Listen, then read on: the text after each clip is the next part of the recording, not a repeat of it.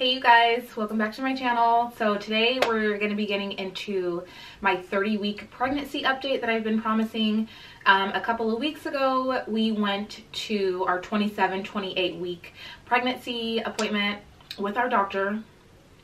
We are pregnant with baby girl number 3 in a row in the last 2.5 years. So I've been pregnant for the last 3 years. My name is Crissy Marie.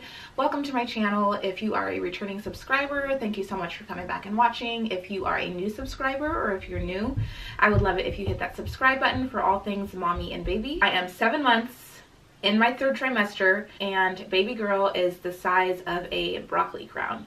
And from what not the size of a broccoli, like a little piece of broccoli, a broccoli floret, but an actual head of broccoli. And from what I can feel in my tummy is she feels probably about this big, maybe like, yeah, about that big. So during my 27-28 week appointment, I had to take my 1-hour glucose test and I passed that with flying colors.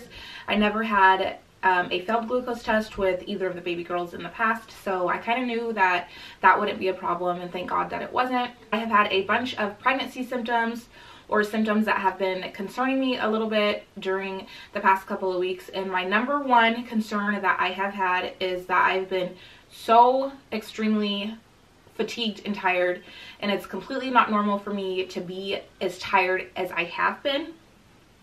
I struggle with depression, and I know the difference between my depression, tiredness, and being pregnant tiredness, and this weird, super fatigued tiredness that I have had. So I was concerned. I called my doctor, and the nurse had looked up into my chart, and she discovered that I was anemic. It like passed them. I don't know how it happened, but they did look in my chart and they did see that I had low levels of, I don't know what it is, iron, I think. They wanted me to go on an iron pill, so I went to Target and got some iron pills. I've been taking those for the past 2 weeks.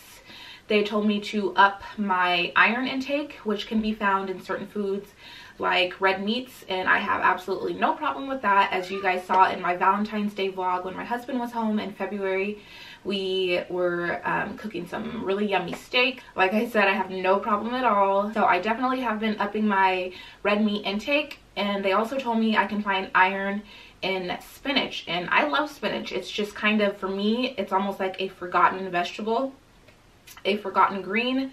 So I have definitely been taking advantage of that. I've been putting it in our smoothies. We've been eating it in our eggs in the morning, and we've just been eating it on the side for side dishes at dinner time and lunchtime. I've also been putting it inside of my sandwiches. When I make my smoothies, I put in the spinach in the smoothie mix, and you absolutely cannot taste any of the spinach. Contrary to popular belief, I know spinach is supposed to be disgusting and all that stuff, but I can't taste it in my smoothies.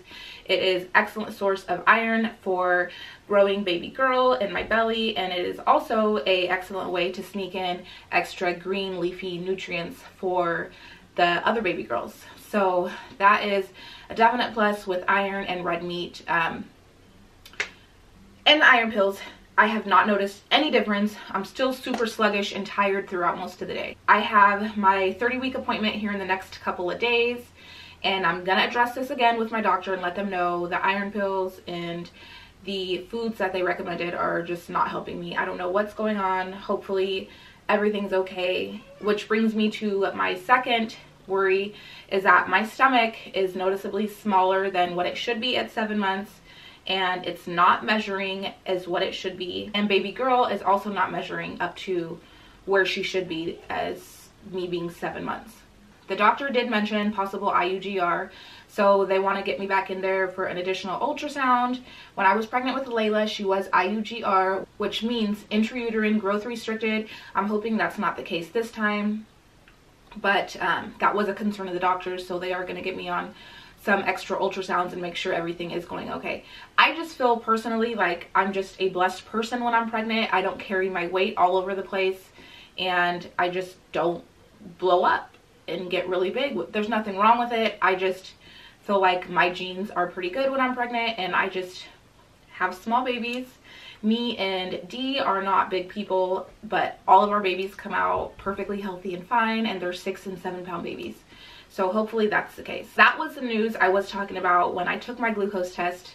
That was not the best expected news. Possible Iugr, and I did become anemic. So the rest of the symptoms that I have is that my boobs are super sore and they're already engorged and they're tender and they're bigger. They're like huge. That's just a fact of life when you're pregnant. Your breasts just get bigger. But my thing is, since I am barely 30 weeks, I don't know if it's normal for me to be already producing milk at this time. I don't know if it's colostrum or milk with this new baby, or if I'm just reproducing milk from me breastfeeding Layla. I literally just stopped breastfeeding her a month and a half or 2 months ago, so I don't know if this is from me breastfeeding Layla or if it's from new baby. Another symptom that I have is I have been peeing like no other all throughout the day and in the middle of the night. I can't even stay asleep for more than 2 hours without having to get up and use the bathroom. My lips are so completely chapped. I don't know if it's because we've had such a horrible winter this year and it's so cold and there's so much snow outside, or if it's pregnancy related. Please let me know if you have any advice. If you get chapped lips when you're pregnant, please let me know what you do in the comments, what you use. Coconut oil, any kinds of oils, or anything I can buy over the counter. Someone had suggested in my last video that I take some Lancino nipple cream and put that on my lips.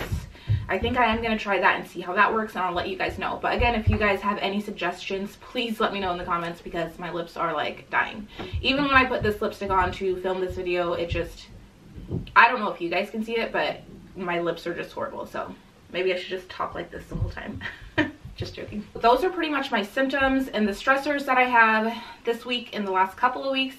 Definitely my number one is I will get like just so sick and anxiety ridden when I think about having to go into the hospital for 2 days and leaving Layla and Shukri. I just like, what am I supposed to do? I don't want to leave my baby girls. They're both still babies, and it's not the people that are going to take them. They watch the girls when we go on our date nights once a month. It has nothing to do with them. It has everything to do with me. I'm so afraid to leave them overnight. I'm getting anxious even talking about it right now. Like, it's just gonna break my heart. So we're still working on a plan for that. That's like my number one stress that I have in my life right now, because we're gonna be in the hospital in 2 months, and it's like getting realer and realer every single day. The next thing is that the baby girl is gonna be sleeping in our room for the first 6 months of her sweet little life, and I don't want her to sleep in my bed. Maybe when she's taking naps and I'm taking a quick shower or something, she can be, you know, taking a little nap in my bed, because we're all moms and that happens sometimes. I need some kind of bedside co-sleeper for her. I've been looking at the halos, and they look so convenient and so easy, and so they can just scoot right up to your bed and be right next to you and all of that fun stuff. But I don't feel like co-sleeping convenience of the halo is worth $300 or $400. Like, that's just not even money to me. I don't know how I can justify spending that much money on a halo.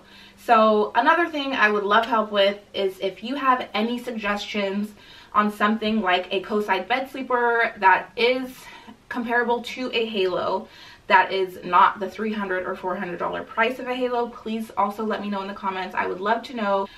There has to be like some other cheaper alternatives than an expensive halo. Like, I'm ready to get a laundry basket and prop her up in my bed with a pillow, because my girlfriend did it and her baby boy is just fine, and I can do that too. Just saying. I'm just joking. But no, real life. So if you have any suggestions for something that is remotely close to a halo, please let me know down in the comments. So that brings me into, we have been starting to buy our larger gears and pieces for new baby girl. We just got a Tot, which I have been absolutely dying to get my hands on one. I finally found one on Facebook Marketplace for such a killer deal, and I just brought it home, washed it up, freshened it up. It's like brand new. It was in mint condition. I got it for like $50. So that was a really big score. I have done my research about the Tots, and I'm really, really happy that we finally got our hands on one, and it's a really cute little print also. So I think that is it, and I'm gonna wrap up this video for my 30-week update. I will let you guys know my update in the next week with what my doctor says in my 30-week appointment in the next couple of days. Thank you so much for watching. I always appreciate all of my subscribers, every single one of you guys. And again, if you guys are new to my channel, consider subscribing and hitting that like button so I can know that you guys want to see more content. I am a mommy vlogger. I do all things baby, DIY, beauty, cleaning, organizing, all that fun stuff. So I hope you guys have a good rest of your day. I will see you guys later.